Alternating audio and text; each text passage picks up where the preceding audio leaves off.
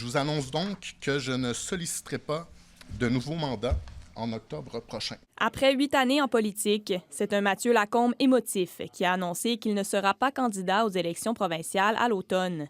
Je suis arrivé au moment où j'ai besoin de passer à autre chose, de retrouver ma famille et de retrouver une vie un peu plus normale.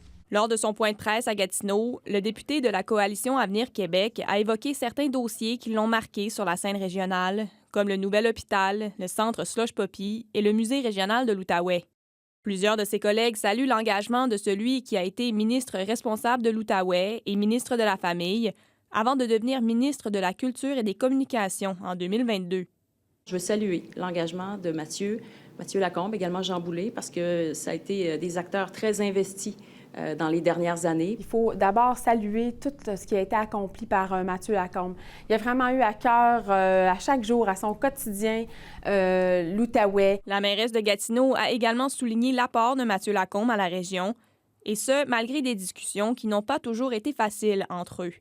Il a dû porter la voix des gens de la région pendant 8 ans. Puis c'est pas un job qui est facile, mais je pense qu'il l'a fait avec beaucoup de cœur. Cette annonce s'ajoute à une trentaine de députés de la CAQ qui ont annoncé leur départ en vue des prochaines élections. Une situation qui pourrait représenter un défi de recrutement pour la première ministre. Quand vous êtes un parti qui est en déficit de popularité, comme c'est le cas en ce moment pour la CAQ, bien, c'est beaucoup plus difficile d'attirer des candidats, des bonnes candidatures. Mathieu Lacombe assure pourtant que sa décision n'est aucunement liée à un manque de confiance envers son parti. Il veut plutôt revoir ses priorités et surtout passer plus de temps avec ses 2 fils, l'un d'entre eux qui était sur place lors de l'annonce. Si vous saviez à quel point je suis fier de vous, j'espère que vous avez été au moins un peu fiers de moi aussi. Bien que le député de Papineau tire sa révérence, il n'est pas prêt pour autant à fermer la porte à un éventuel retour en politique.